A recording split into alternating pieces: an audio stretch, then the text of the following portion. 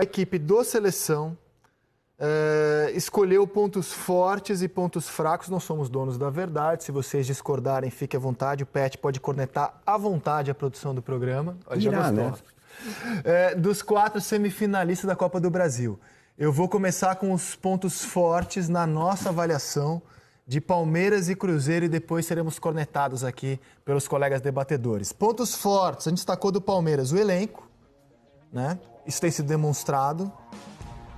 O quanto os atacantes do Palmeiras são decisivos, Borja, Dudu e William, eles decidem jogos, ganham pontos para o Palmeiras. O meio-campo polivalente, Bruno Henrique é um volante que faz gol, colocamos o Felipe Melo, mas ele não joga na Copa do Brasil, né? Então o Bruno Henrique é um volante que marca e faz gol, o Moisés marca e faz gol como armador, é um meio-campo polivalente. E o fator Felipão, o cara que chegou lá e está conseguindo tirar do Palmeiras coisas que o antecessor não vinha conseguindo. No caso do Cruzeiro, ponto forte, Fábio, né? Uma bandeira do Cruzeiro, tem feito a diferença, classificou o time contra o Santos na Copa do Brasil. Uma zaga que a gente considera intransponível. A dupla de zaga do Cruzeiro está muito bem. Dedé e Léo é uma encrenca para os adversários.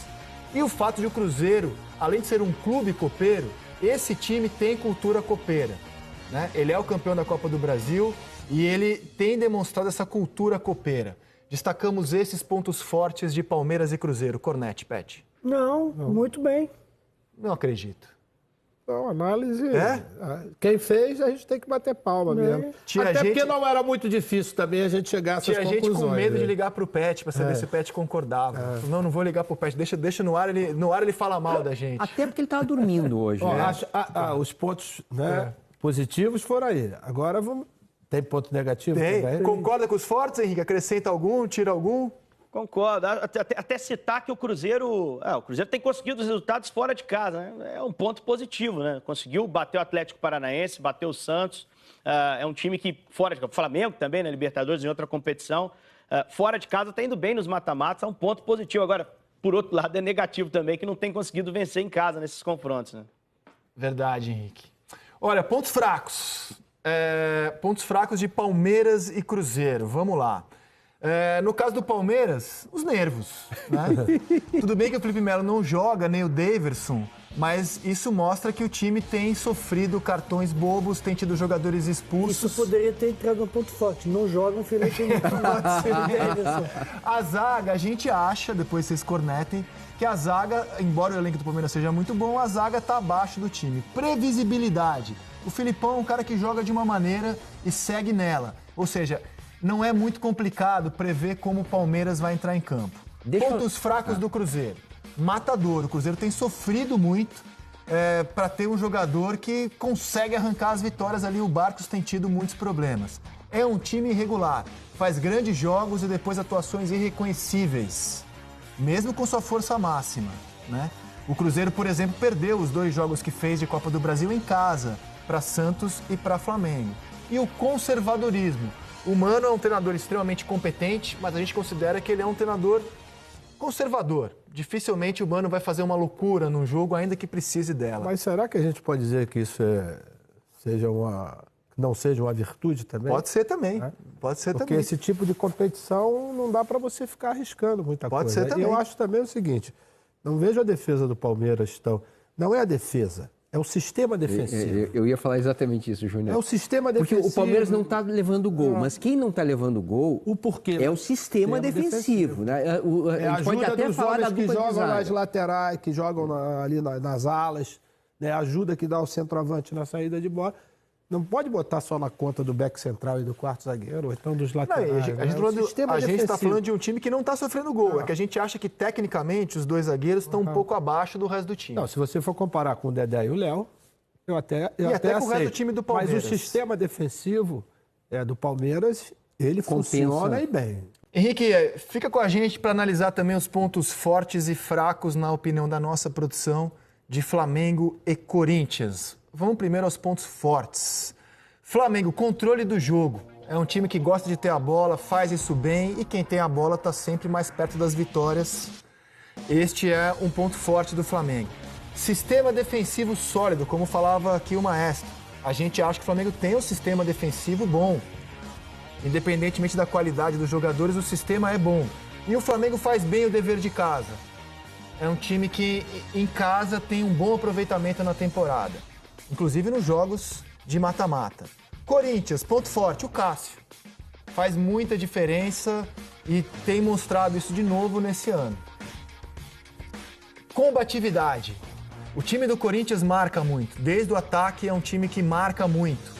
É um time operário que combate muito. A gente acha isso um ponto forte. E a bola parada do Corinthians é boa. Jadson tem batido boas faltas, o Henrique chega bem para o jogo aéreo. Esses são os pontos fortes que a gente viu nas duas equipes.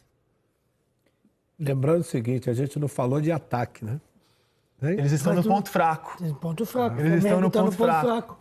Eu acho que esse é um problema gravíssimo. Eles estão no ponto fraco dos dois times. Esse é um problema gravíssimo, né? Pontos fortes primeiro. Estamos de acordo com esses? Estamos. O que significa, Júnior, quase que uma chance boa de 0-0, né? Acho que aqui só falta talvez a torcida também ajuda os dois times nesse ponto. É que a gente entendeu que os 4 times têm esse fator torcida muito forte quando jogam em casa, né? O Cruzeiro no Mineirão, o Palmeiras no seu estádio, o Corinthians no seu estádio, o Flamengo no Maracanã. Difícil dizer que alguém está muito melhor do que o outro, né? Mas como os outros tiveram pontos fortes técnicos, mais do que esses dois, podemos botar também.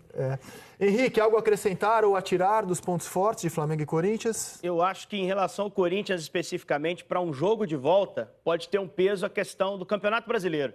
Não que o Corinthians possa abrir mão da competição, mas o Flamengo está envolvido em briga maior. O Flamengo está brigando lá em cima. Então, pode ser que lá na frente o Corinthians possa gerir fisicamente os jogadores e no jogo de volta isso pode ter um peso. Para esse jogo, nem tanto, né? O Corinthians precisou usar os seus principais jogadores no clássico contra o Palmeiras. O Flamengo também usou seus principais jogadores no sábado, mas para o jogo de volta isso pode ser um ponto positivo para o Corinthians. A gente colocou... 2 semanas, né? O jogo de volta daqui a 2 semanas. A gente colocou como um dos pontos fracos do Flamengo a pressão, porque tem a ver com o fato de o time ter sido eliminado na Libertadores e estar um pouco distante da liderança. Atacante sem gols é um ponto fraco do Flamengo. Se a gente destacou que o Palmeiras tem os atacantes que têm sido decisivos, no Flamengo é o contrário.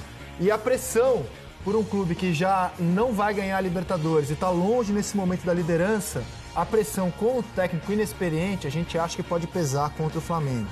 E laterais abaixo do time. A gente viu nisso aí um ponto fraco do Flamengo. Embora o René, na última rodada, tenha jogado muito bem. Pontos fracos do Corinthians. Falta de criatividade, a dificuldade do Corinthians em criar. Aquilo que sobra para o Flamengo, né? Controle do jogo, falta o Corinthians. A zaga vulnerável. Vai jogar Léo Santos e Henrique. É uma zaga que tem demonstrado problemas. Mesmo Pedro Henrique e Henrique é uma zaga que demonstrou problemas. E um técnico novo e novato. Chegando agora, sem conhecer o elenco, a gente considera esse um ponto de atenção no Corinthians. E aí, amigos? Eu acho que foi bem dissecada a coisa, entendeu? Eu acentuaria o seguinte, entre as 4 equipes.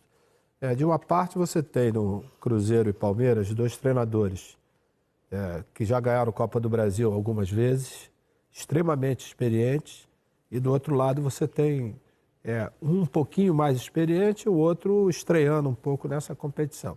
Acho que isso pode ter influência também. E novatos, né? Isso. Novatos que estão com o time, não encaixaram. Né? O Barbieri e o Jair acabou de chegar. O Barbieri teve, naquele início ali, uma evolução legal. Depois estacionou, depois deu uma caída, né? E agora parece que está nessa oscilando, né? Entre uma partida e outra. Para dar mais uma... Na partida da Libertadores do Cruzeiro com o Flamengo, ficou nítido isso em relação a avaliações que o treinador cascudo, experiente, faz em relação àquele que está iniciando a profissão. Na escolha dos jogadores, durante a partida, isso ficou bem evidenciado, que o Mano foi muito mais feliz do que o Barbieri, sobretudo no primeiro jogo, que foi o jogo que condicionou tudo quando o Flamengo jogou em casa.